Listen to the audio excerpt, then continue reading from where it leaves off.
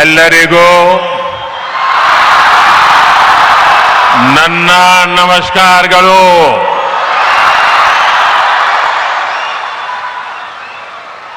रामकृष्ण मठ और रामकृष्ण मिशन बेलूर मठ के अध्यक्ष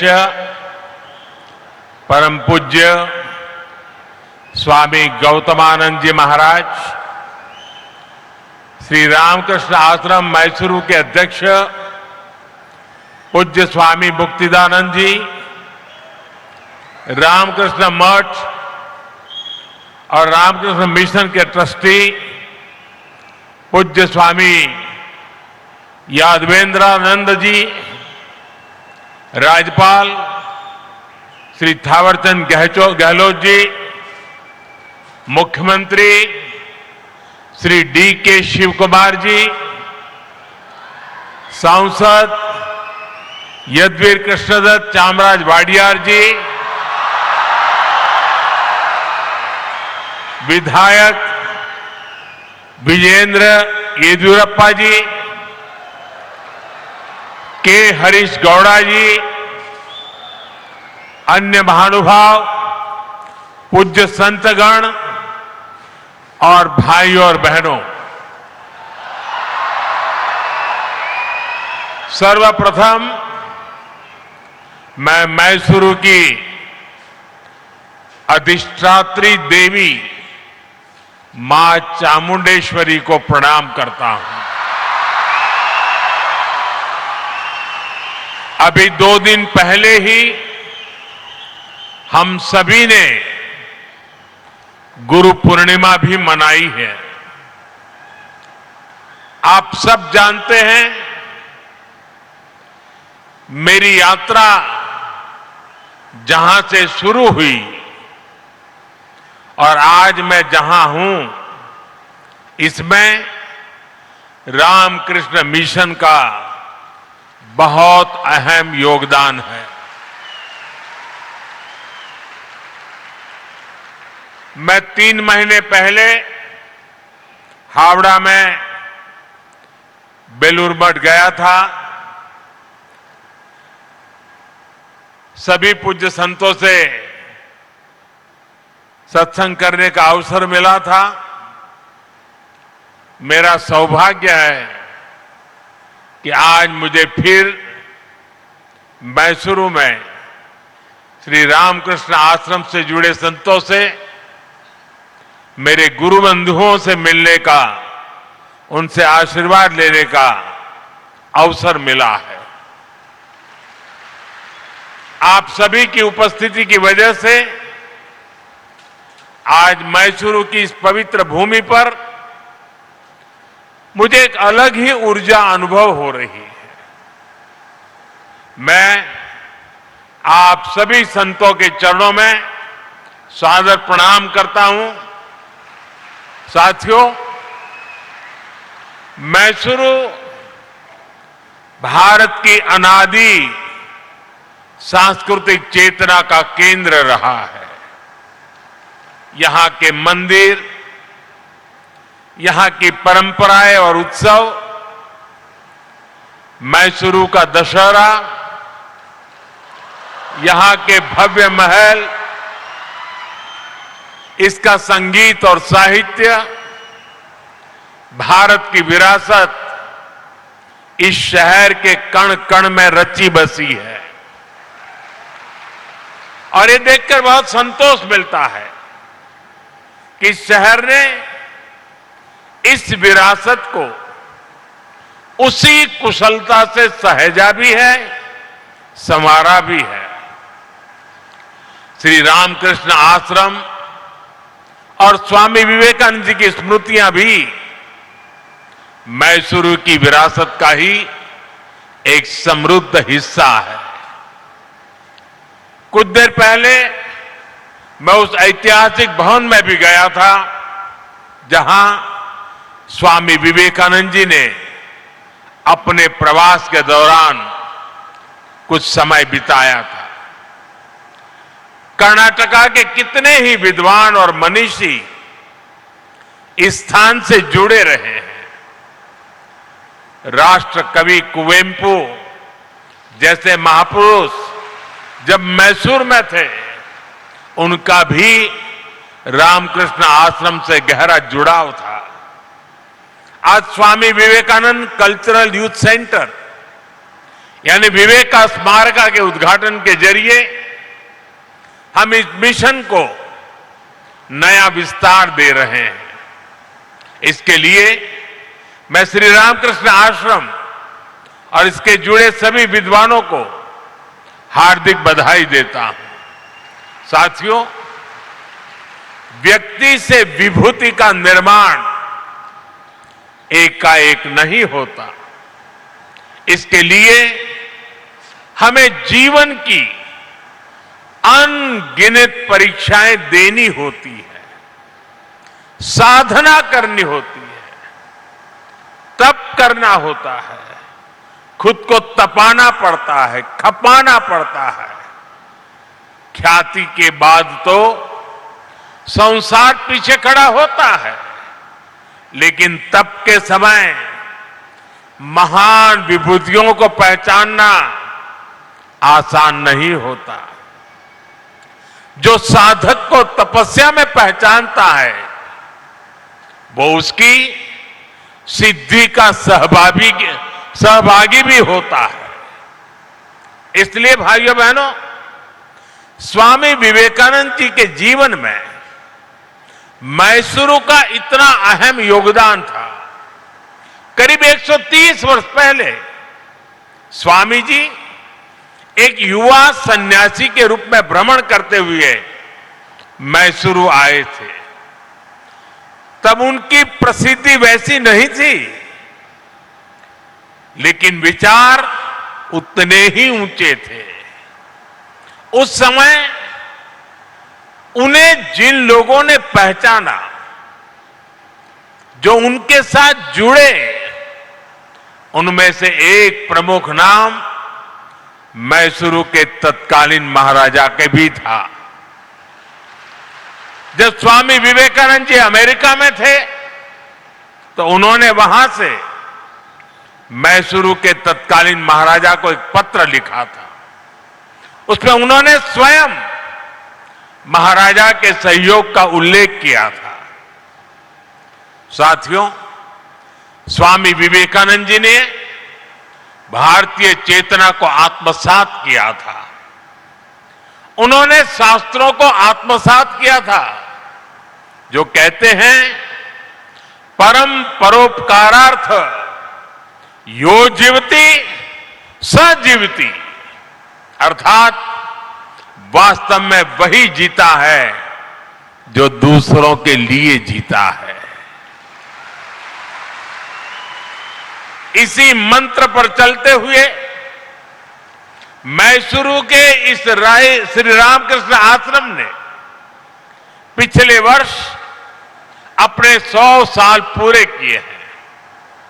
शिक्षा और स्वास्थ्य से जुड़ी सेवाएं हो या प्राकृतिक आपदा में राहत कार्य, श्री रामकृष्ण आश्रम ने स्वामी विवेकानंद जी की विरासत को जीवंत रखा है।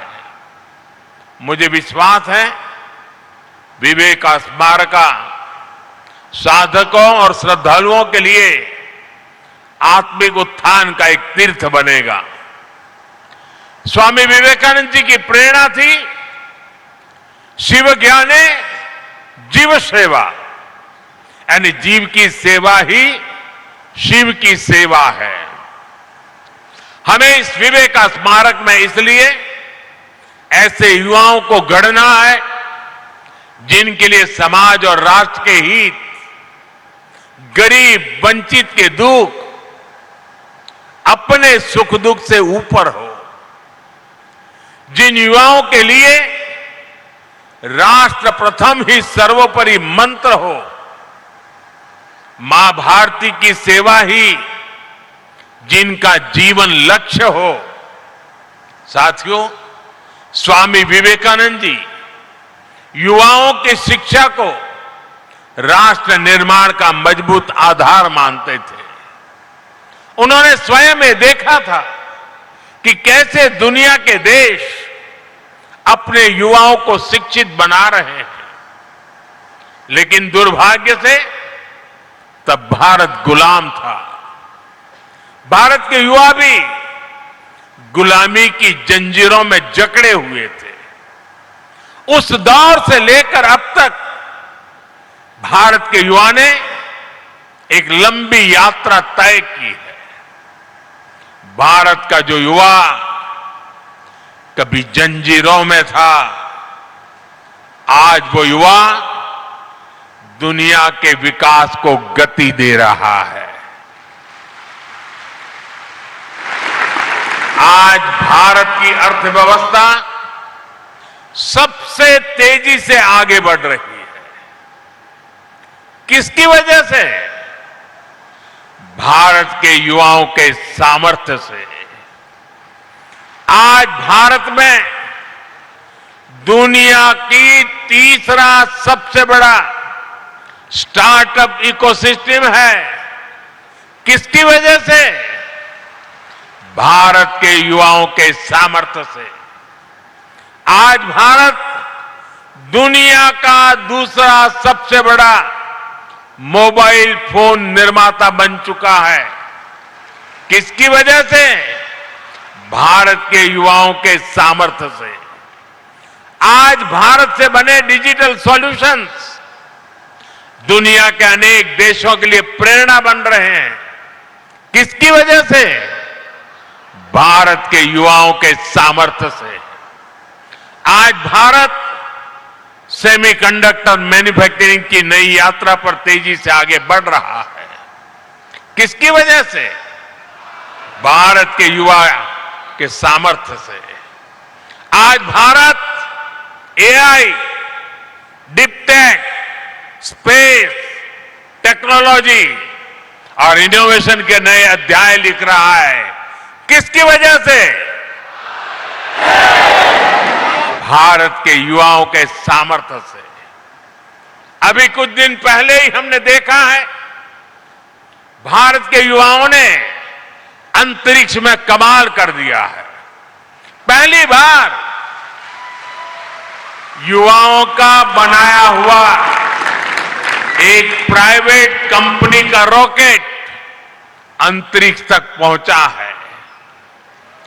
आज कोई भी सेक्टर हो, भारत का युवा अपना दम खम दिखा रहा है। हम सभी अपने आसपास देख रहे हैं, आज छोटे से छोटे व्यवसाय में लगा युवा भारत की डिजिटल इकोनॉमी को आगे बढ़ा रहा है। वो मुद्रा लोन के जरिए नई शुरुआत कर रहा है। वो देश की स्टार्टअप रिवॉल्यूशन को लीड कर रहा है। आत्मनिर्भर भारत का अभियान हो, मेक इन इंडिया का अभियान हो, इसकी सफलता के पीछे भारत के युवाओं की ही ताकत है। साथियों, किसी भी देश में युवाओं का सामर्थ्य तभी उस राष्ट्र की शक्ति बनता है जब उसे सही अवसर मिले, जब उसे सही दिशा मिले और जब उसे अपनी ही धरती पर बड़े सपने देखने, उन्हें पूरा करने का भरोसा मिले। और इसमें बहुत बड़ी भूमिका हमारे शिक्षा संस्थानों की होती है। मुझे खुशी है कि आज भारत में शिक्षण संस्थाओं की संख्या लगातार बढ़ रही है। पिछले 12 वर्षों में 650 से ज्यादा नई यूनिवर्सिटीज बनी है। पिछले 12 वर्षों में करीब 14,000 नए कॉलेज बने हैं।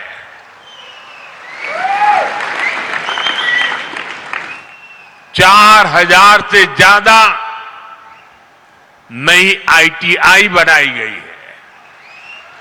9 नए आईआईएम, 7 नई आईआईटी और 13 नए एम्स भी स्थापित किए गए हैं।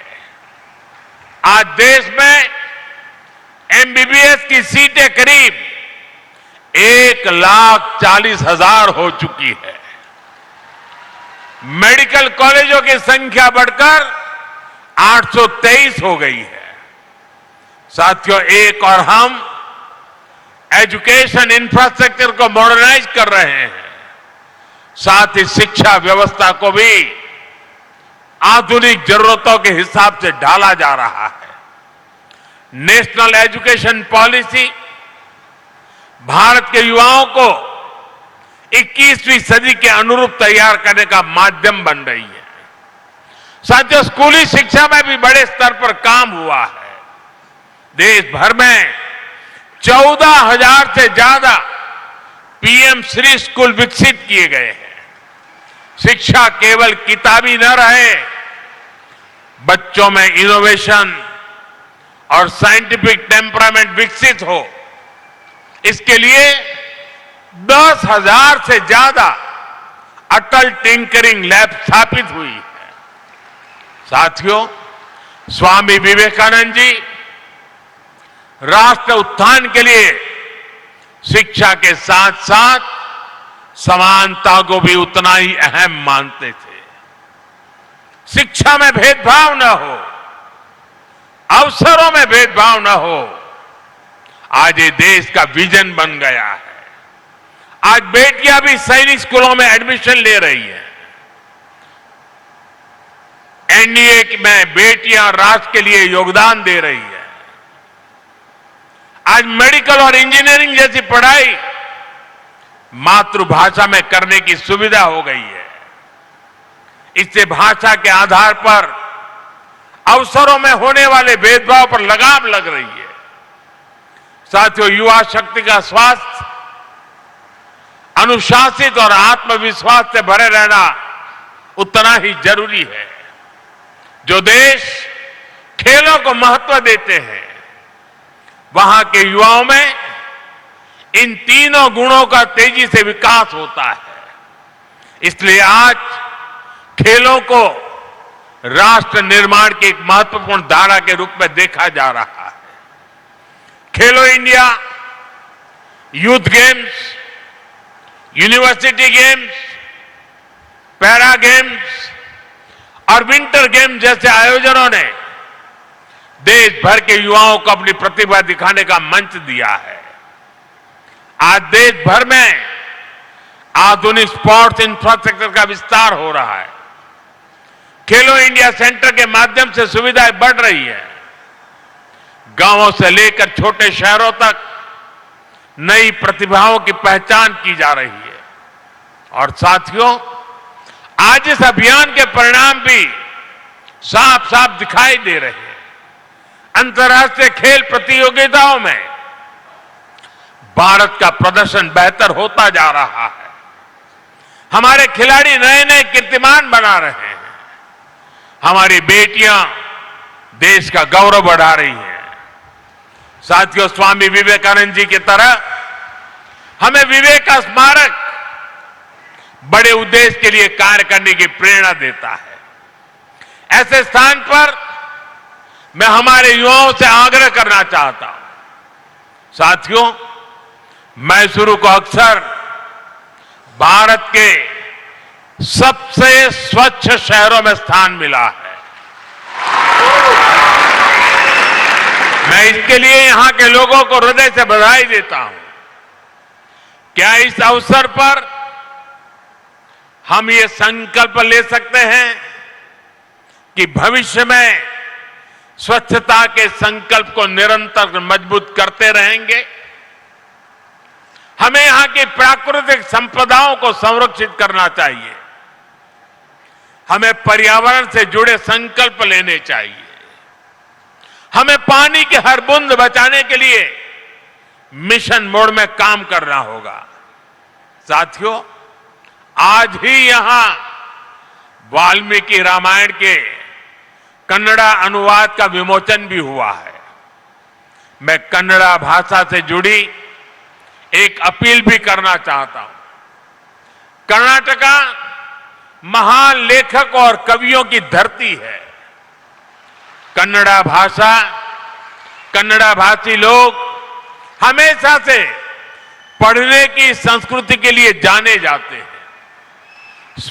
स्मार्टफोन के इस युग में इस स्वभाव को और बढ़ावा मिलना चाहिए।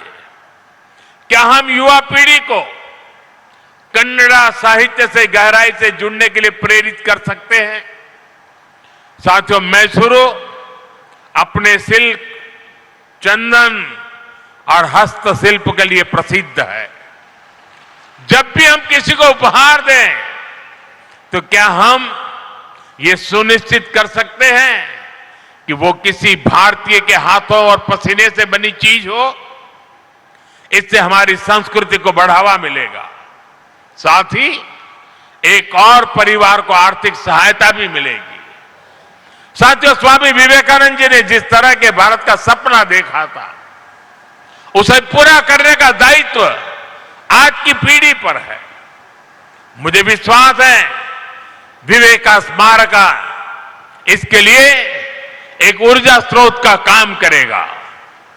मैं एक बार फिर यहां एकत्र पूज्य संतजनों, गुरुबंधुओं और मैसूरू के लोगों को नमन करते हुए मेरी वाणी को विराम देता हूं। आप सबका बहुत बहुत धन्यवाद।